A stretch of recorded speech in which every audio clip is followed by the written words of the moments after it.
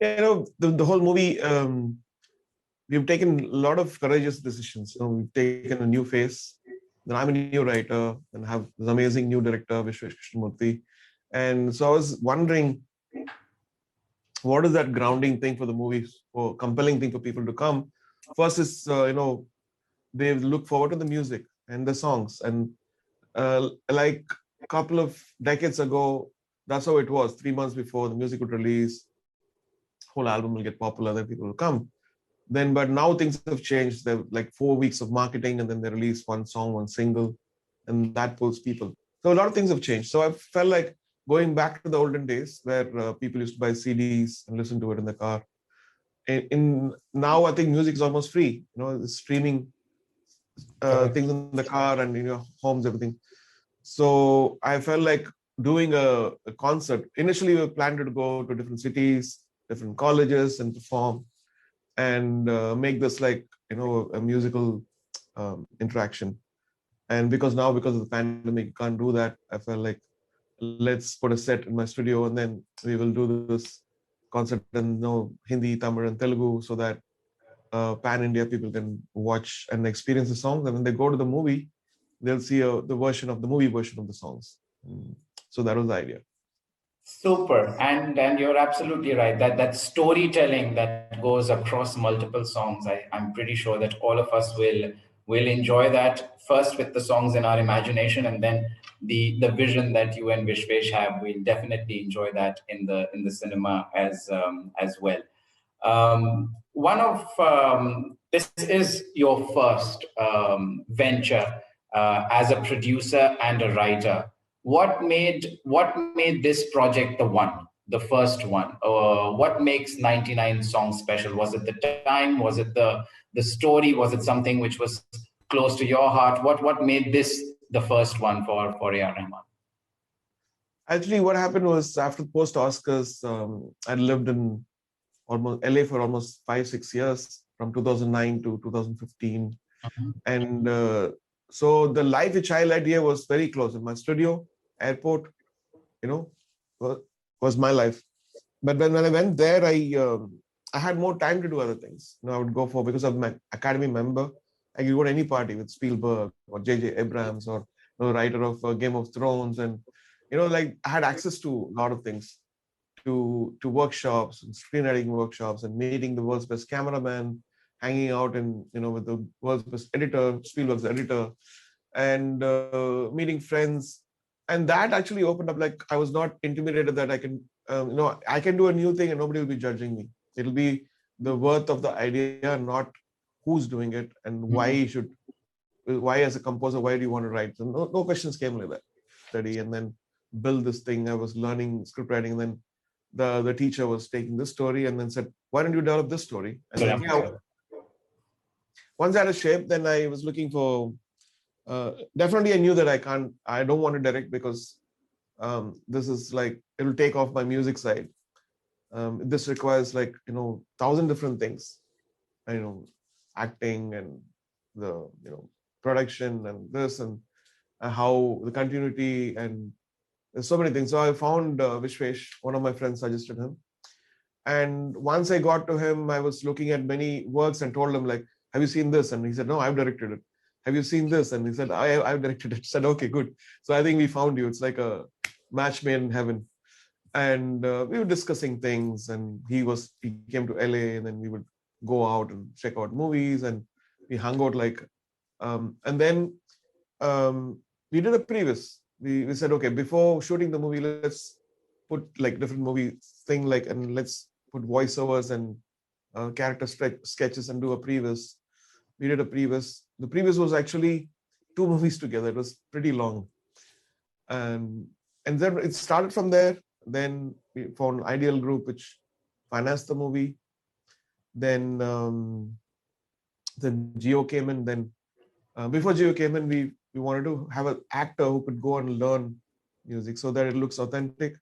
And we're also giving something to the industry where many of the heroes you see in the past, in 60s and 70s, they'll play guitar like this, slide it over, Yes. just to be more cooler.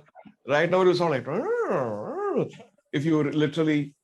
So things have changed now. People know music and they've learned. The access to learning is much more easier now than before. And some of the kids are learning, instruments which like ukulele and keyboard on YouTube, and they surprise you with. So we wanted him to get coached in came conservatory, and then we sent him 1 month to Hollywood so that he could get Hollywood training on acting, understated acting, and all that stuff. He came back, and then we started the movie. Yeah, We've been saying that that he's a musician and that he's decided to get into production. If you meet him, you realize that he's always been a storyteller, or his entire discography has very intrinsically using many different elements in music and stories and sort of and blending all of those things. And he's also a proper gearhead. It's not just with music gear. He explores a lot of stuff with lenses and cameras and drones, stabilizing rigs, and a lot of cool stuff. Especially, I have never seen more virtual reality machinery anywhere in the country. But it's loaded. Like every single version of those would be there in Rahman Saab's studio. And whatever little bit I know about virtual reality is really with him. And it's not just that. You'd see there'd be a 3D printer. You'd see that there's the Oculus Rift and all of this cool stuff. Even if you look at any of his TED Talks, you realize that he is so at the very edge of it, at the forefront of where technology is with expressing yourself creatively, that this is really something that is inevitable. And I think that this is just the beginning of his exploration of breaking his own or the boundaries that the world sets for, oh, you're a musician and why are you making a film?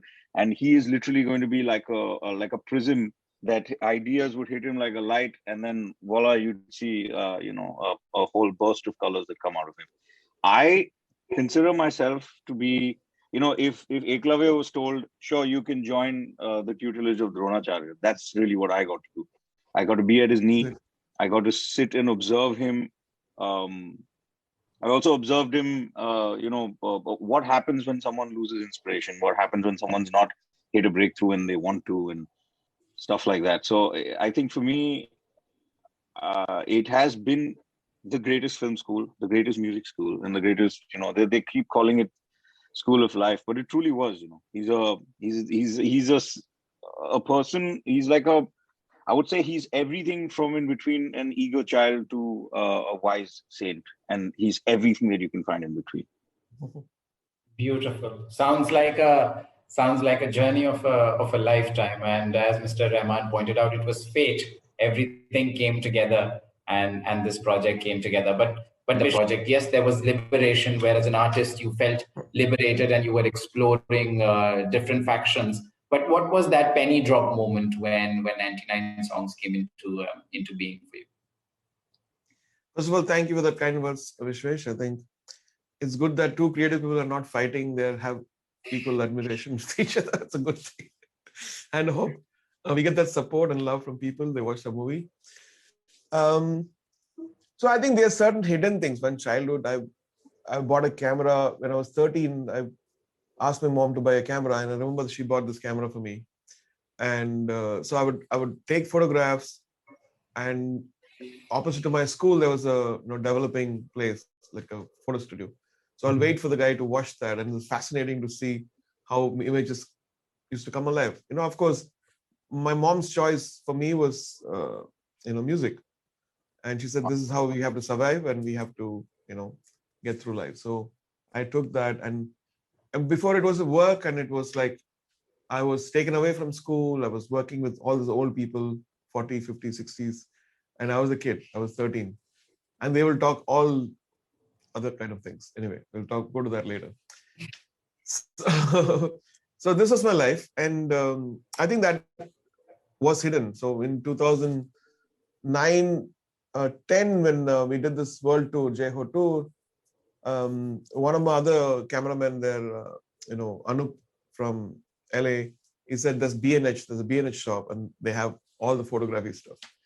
So we went. I bought a 5D camera there, lenses. And he said, buy this lens. And I don't know anything about it, like being out of touch. So buying something, you learn. Then I learned how to do the exposure and this and that. Then realized that, this is very liberating to do an alternate thing, because your music, to get an objective view, you have to go out and look at yourself constantly. If you are music and if you wouldn't know what is happening around the world, so you have to place yourself in the real world and see. For that, this was a good distraction for me, writing stories and imagining, okay, what there's a movie like this.